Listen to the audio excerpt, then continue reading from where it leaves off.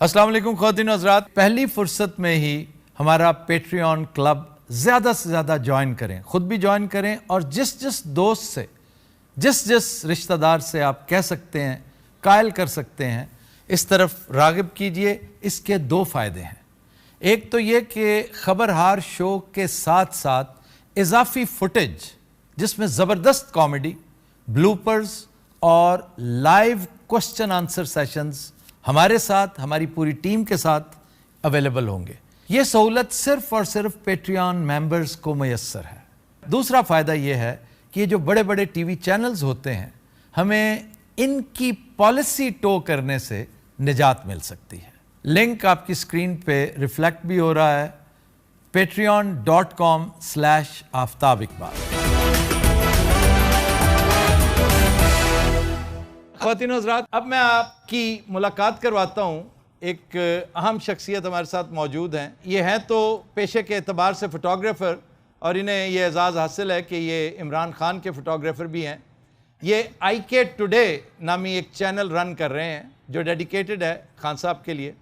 आपको खूब याद होगा एक नौजवान जिसका ताल्लुक़ इसी शहर लाहौर से है, जो उस रात जब शदीद अंदोहनाक और परेशान कुन रात थी, जिस रात टीयर गैसिंग हो रही थी, शेलिंग हो रही थी, फायरिंग हो रही थी, हर तरह से जुल्म और इस्तबदाद के पहाड़ तोड़े जा रहे थे, तो एक नौजवान हर तरह के मसाइब से बेनियाज होकर, अपने ज़ख्मों से बेनियाज होकर बाकायदा महवे रक्स था और उसकी वो कैफियत सिंबलाइज करती थी इस मुल्क के 62% ये जो आबादी है जिसको हम यंगस्टर्स कह रहे हैं, वो सब के सब पर्सोनिफाई हो रहे थे उस एक नौजवान के अंदर।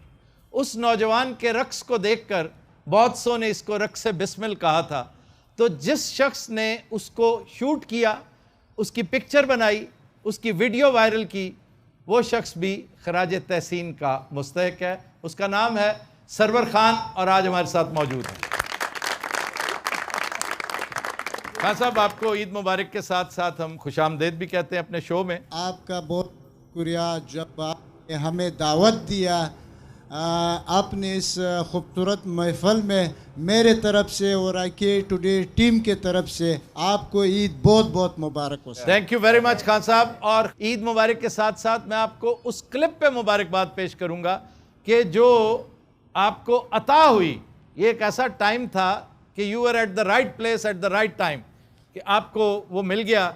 और उससे जैसे एक और नौजवान है उस्मान जौड़ा, जिसका वक्तन फ़वक्तन मैं जिक्र करता हूँ, मैं सारे नंबर बहादुरी को देता हूँ, तो उसने जो कुछ उस दिन किया था दैट वाज ऑल अबाउट बहादुरी।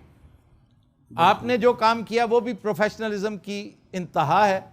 और मैं चाहूँगा प्रोड्यूसर साहब, इस वक्त आप स्क्रीन पे उस नौजवान का वो रक्स बिस्मिल ज़रूर दिखाइए, ताकि पता चले उन लोगों को जो ज़ोर से, प्रेशर से, जुल्म और इस्तबदाद से इस तहरीक को दबाना चाहते हैं। उस तो बाद मैं 6 दिन इतने रक्से बिस्मिल कीता, मेरी किसी ने तस्वीर नहीं बनाई भाई। क्यों?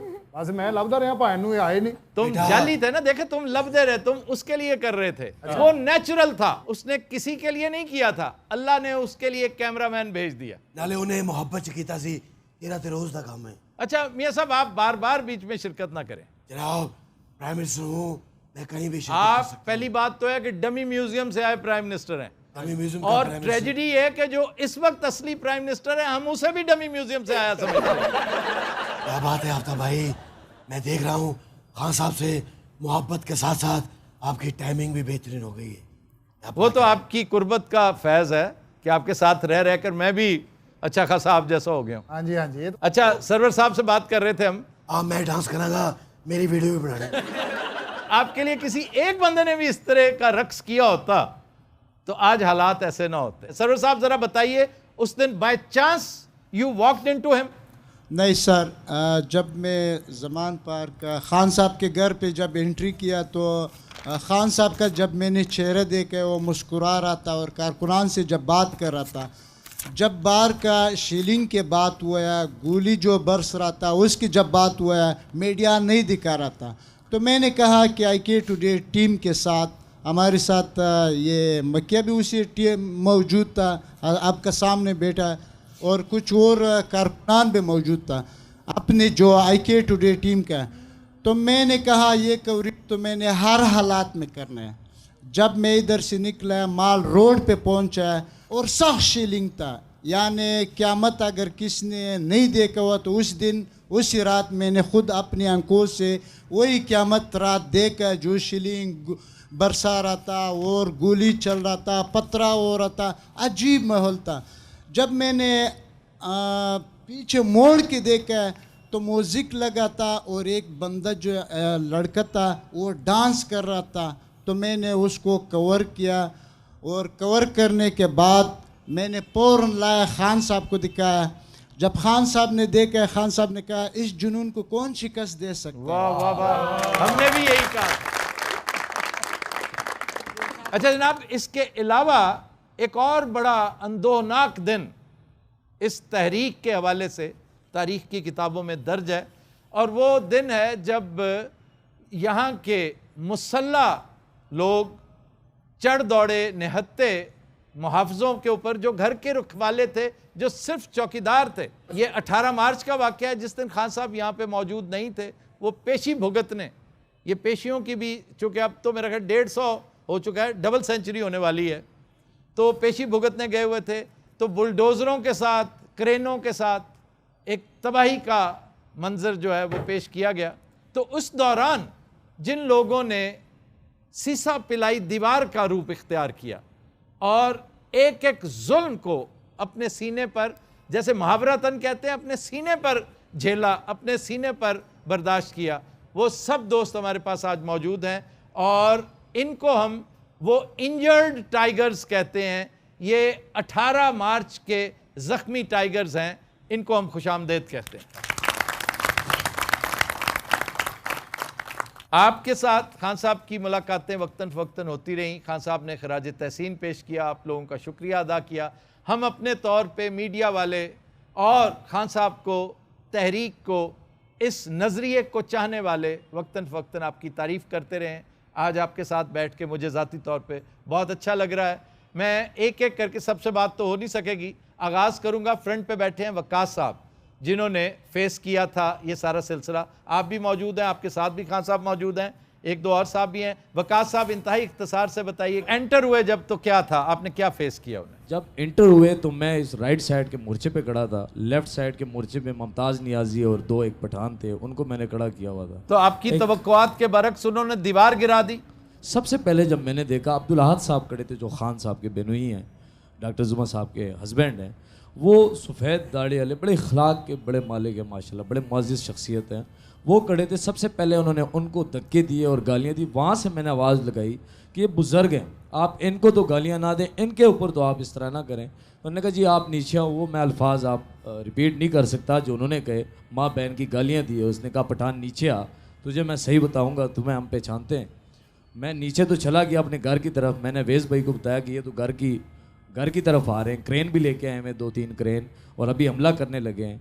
तो हमें इजाज़त नहीं थी खान साहब की तरफ से, सिर्फ डिफेंस की इजाज़त थी कि आपने ख़ुद को बचाना है, आपने इनके ऊपर तशद्दुद कुछ नहीं करना, ऐसा कुछ नहीं करना जो उनको नुकसान हो जाए। हम वही फॉलो करते रहे।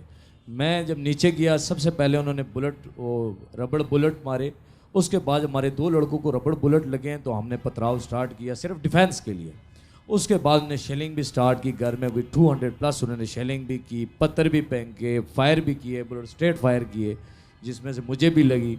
और हम कोई 1 घंटे 1.5 तक हम लड़ते रहे। ये जो बहुत सारी कहानियाँ मीडिया में गर्दिश करती रहीं कि यहाँ पर जो डॉग फूड था वो बिस्किट भी उठा के ले गए, बिल्कुल कारपेट तक ले गए, जो नेस्ले की बोतलें हमारी क्योंकि हमने सुना है कि वो बिस्किट खाते भी रहे। उस वक्त तक उन्हें पता नहीं होगा कि ये डॉग बिस्किट। एक दो पुलिस वाले ने पूछा भी निकल आई सी।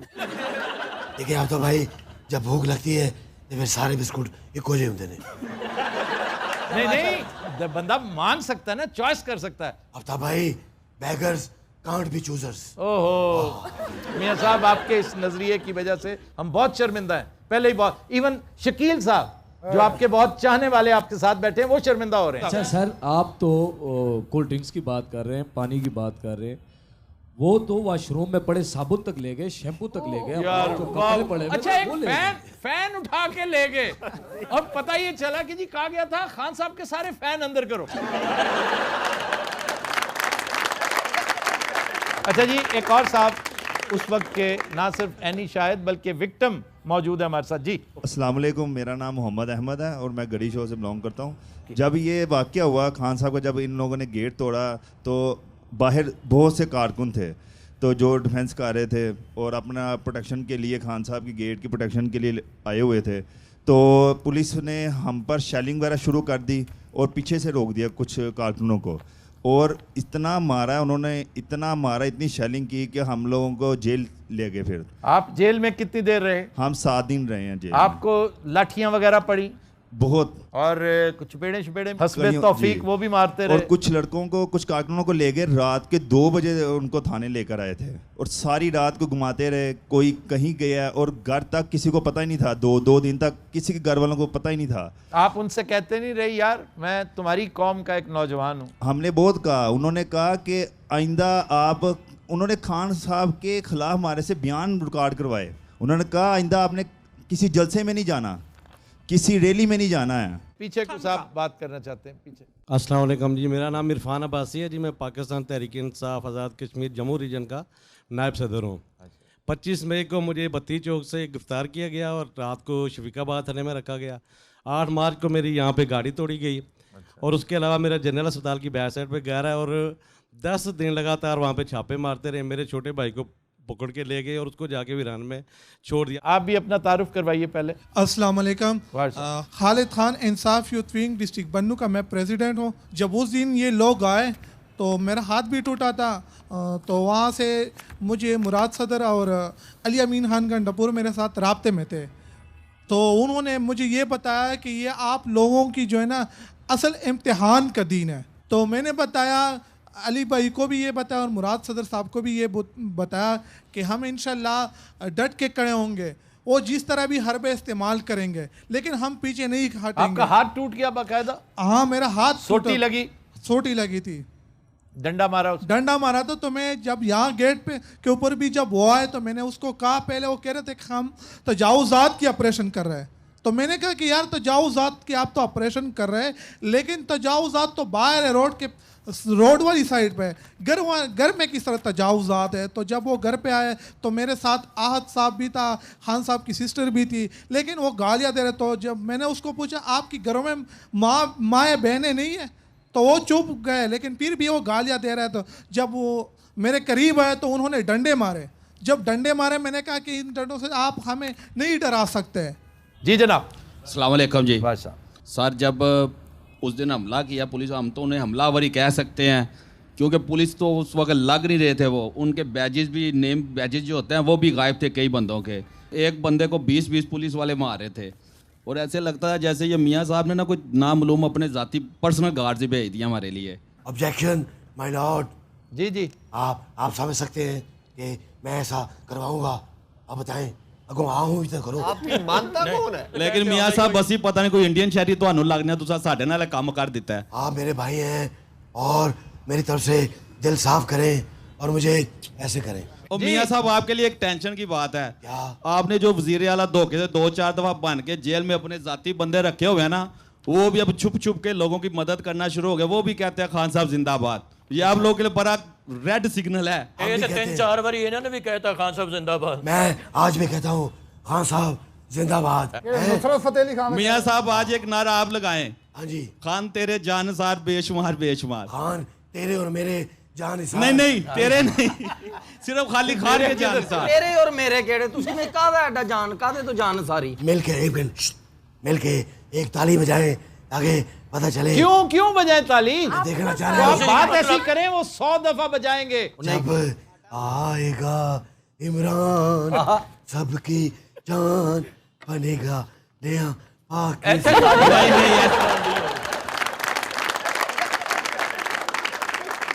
हमारे साथ एक वकील साहब मौजूद हैं जो by profession is a lawyer. एक वकील को कस्टडी में रखा गया कि वो वहां पे मौजूद क्यों था? अच्छा, एक डॉक्टर भी है हमारे साथ, ज़हूर खान एडवोकेट से आपकी बात करवाते हैं। जी मुझे जमान पार्क से कॉल आ गया कि यहाँ पे पुलिस बहुत बड़ी तादाद में आया। आप किधर हो? वो बन्नू का रहने वाला है। मैं भी बन्नू का रहने वाला, मगर आप 2015 से आया और रिहाइश पजीर हो लाहौर में। तो मैंने हाई कोर्ट में जो है ना, हाई कोर्ट में शहादत शुरू था मेरे सर का, मैं उसके पीछे ट्रेनिंग कर रहा हूँ, अभी स्टूडेंट हूँ ना। तो मैंने वहाँ पे फाइल छोड़ के मैं भाग के आ गया। तो सर ने कहा आप किधर जा रहे हो?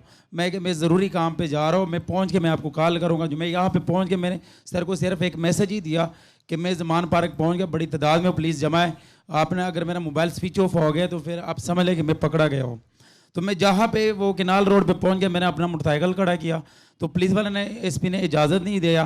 तो मैंने कहा मेरा मोटरसाइकिल यहाँ पे खड़ा करके मैंने वहाँ पे अपने दोस्त को मिलने जा रहा है। मैं यूनिफॉर्म में था।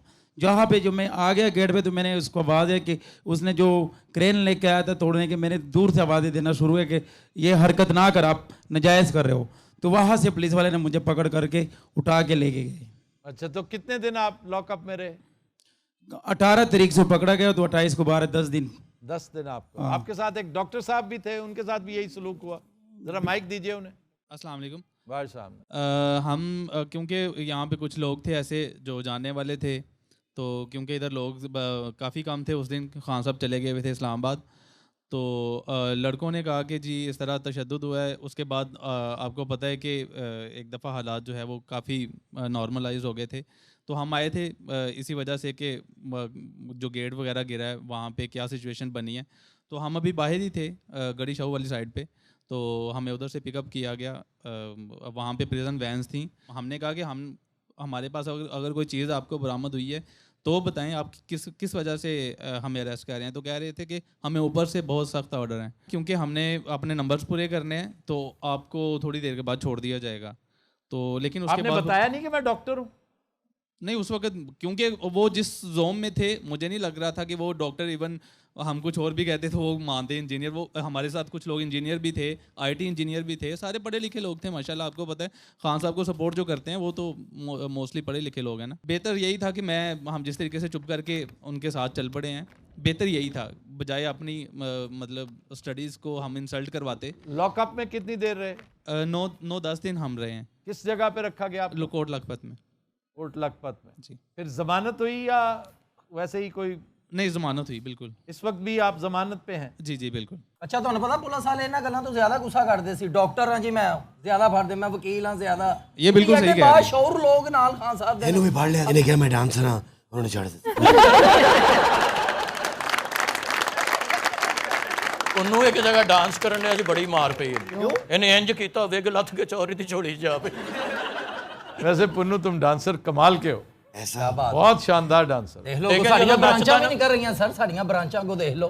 बहुत अच्छे भाई, मैं ਤੁਹਾਡੇ स्टेप देखे ने। मैंने ग्रुप पे भेजा था, तो जैसे ग्रुप पे भेजा तो आप आ गए रिकॉर्डिंग के लिए। तो आपने पहली बात यही कही थी कि रक्से बिस्मिल मैंने नाम दिया इसको, और मैंने कहा इसको कौन दबाएगा। यस तुम इसको जोर के साथ, शोर के साथ, जुल्म के साथ दबा नहीं सकते। अच्छा जी, हमारे साथ इस वक्त फिजान मौजूद हैं, जिनके बारे में अभी गुफ्तगू कर रहे थे। IK टुडे पर वायरल किया था सरवर साहब ने। फिजान, हम आपको खुशामदेद भी कहते हैं आपका।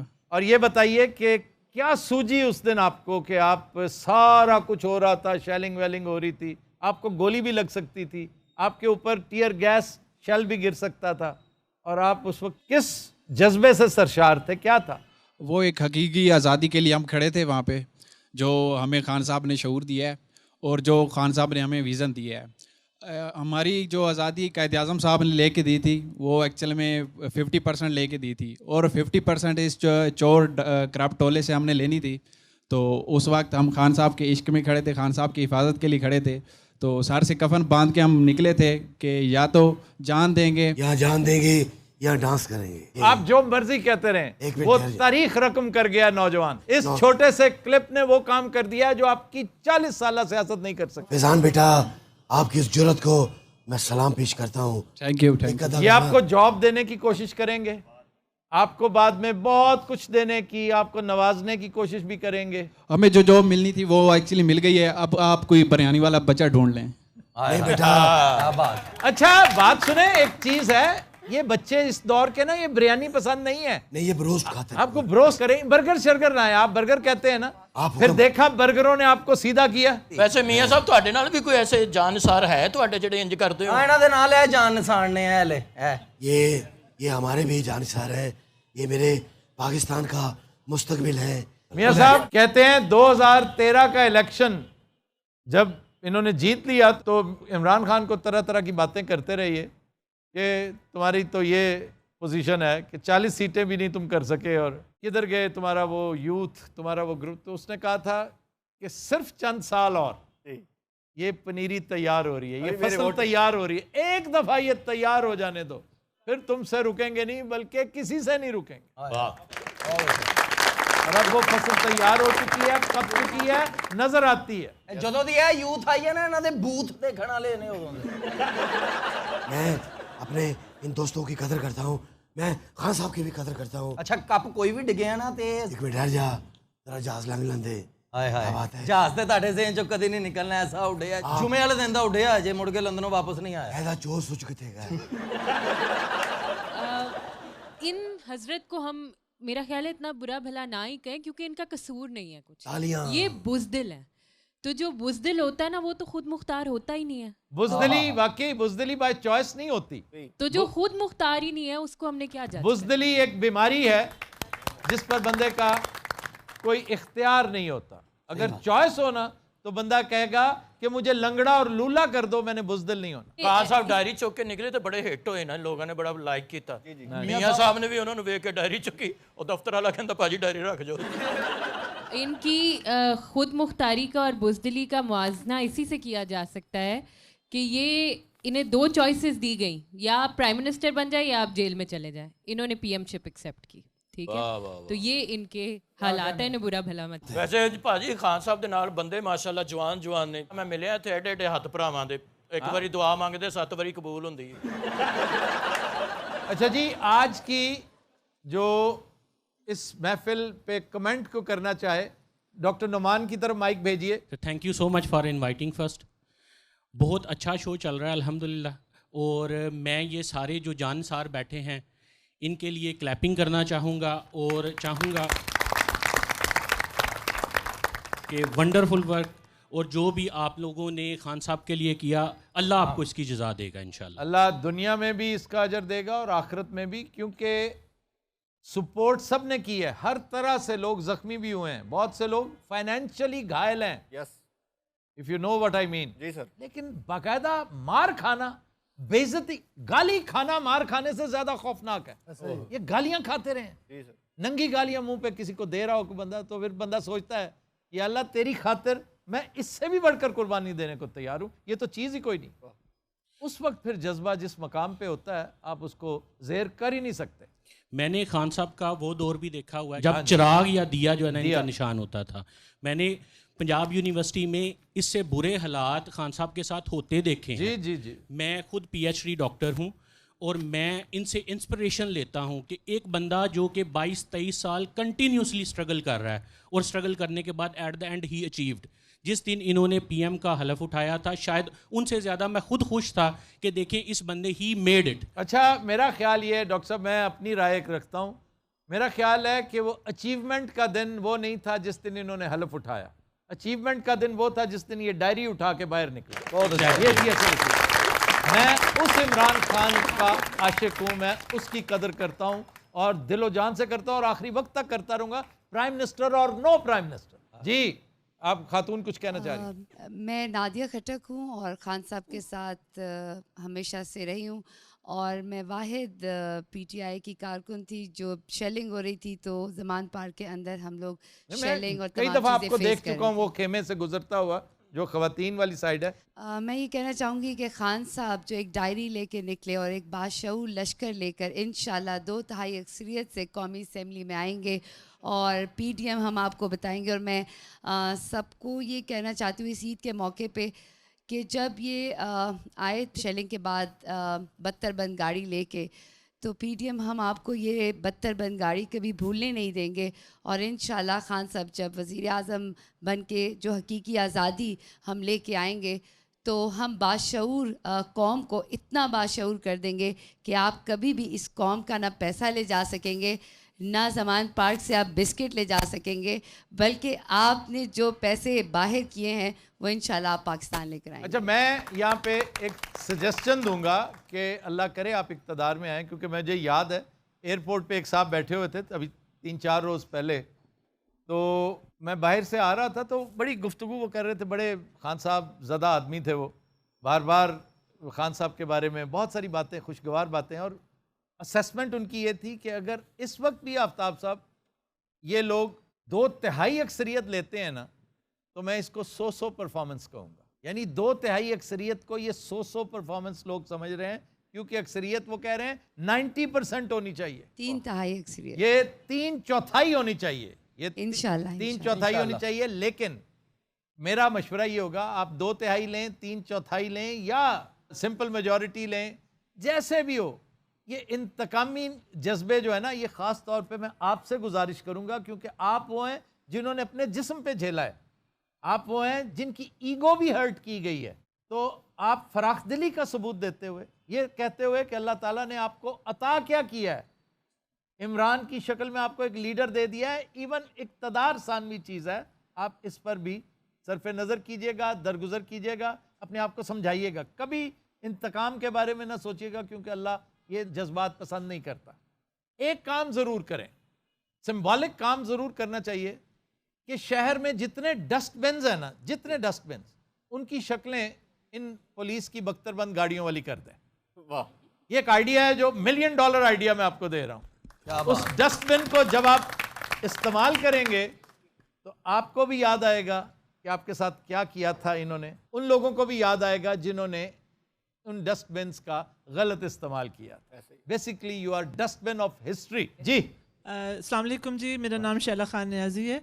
मैं इनको कमेंट ये करना चाहती हूँ कि आप इनकी जुर्रत देखें कि ये मुर्शद के सामने आके बैठ गए। वैसे ये तो है, ये जुर्रत भी सिर्फ डमी की है, असली की नहीं है। इन्हें मेरे ख्याल में जो इनके साथ होता है ना सोशल मीडिया पे या ओवरऑल, अब तो पूरी दुनिया में होने लग गया है। मेरा ख़्याल है इनको या तो ये मतलब ज़्यादा पढ़े लिखे नहीं हैं, जैसे खान साहब कहते हैं ना कि पढ़ा लिखा होना बहुत ज़रूरी है, जब ये बातें करते हैं ये PDM वाले, और ख़ास तौर पे ये हमारे जो भिखारी वज़ीर आज़म साहब हैं, तो मेरा मशवरा है इन आपको है कि थोड़ा सा ज़रा पढ़ लिख लें तो ज़्यादा बेहतर है, शऊर आ जाएगा और बरयानी के ख्वाब भी देखना छोड़ देंगे। अच्छा आफ्ताबी, छोटी सी बात मैं आपको ऐड यहाँ पे करूँ, मेरे सारे भाई हैं, बच्चे हैं, ये मौजूद थे वहाँ पे, लेकिन हमारी ख़वातीन ने भी जिस दिन ज़मान पार्क पे शेलिंग हुई है उस दिन उन्होंने भी कोई कम मुकाबला नहीं। मैं कहता हूँ कि वो यहाँ पे अब मैं आपको अगर होती तो मैं उनसे ज़रूर पूछता। सर हम बैठे हैं ना, मैं थी, ये नादिया थी,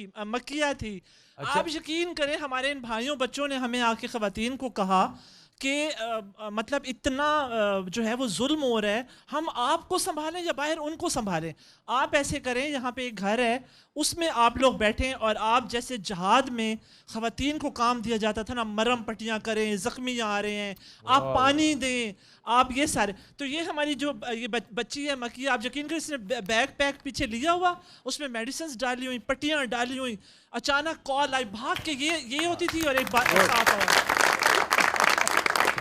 जी मकिया, आप कुछ कहना चाहेंगी? उस दिन आंखों देखा हाल क्या था? अस्सलाम वालेकुम सर, मेरा नाम मक्किया है। इन्होंने मेरे पे डायरेक्ट पानी वाटर टैंक वाला था, उन्होंने डायरेक्ट मेरे ऊपर वो कर और वो उन्होंने मुझ पे वो पानी मारा, और जिसकी वजह से मुझे स्किन प्रॉब्लम हो गई, मेरे अंदर भी वो पानी गया, मैं फेंट भी हुई उसकी वजह से। ये फर्स्ट अटैक था जो इन्होंने किया महर शराफत के काफ़िले पर। उसके बाद इन्होंने, जब ये लोग इधर आए हैं, इन्होंने यहाँ पर भी बहुत ज़्यादा पथराव किया, लेकिन हम लोगों के पास बैक पैक्स थे जिसमें हमारे पास सब चीज़ें अवेलेबल थी, सॉल्ट था, बैंडेजेस थे, और पानी बहुत ज़्यादा मौजूद था बैक पैक में। तो वो मैं जो कारकुनान आ रहे थे उनको हम लोग वो प्रोवाइड कर रहे थे, आई ड्रॉप्स थे, ईचिंग हो रही थी आइज़ में। लेकिन फिर जैसे ये बढ़ते जा रहे थे आगे की तरफ, इन्होंने ख़वातीन का भी लिहाज नहीं किया, इन्होंने हमारे ऊपर शेल मारे, मुझे खुद 2-3 शेल लगे इसी वजह से।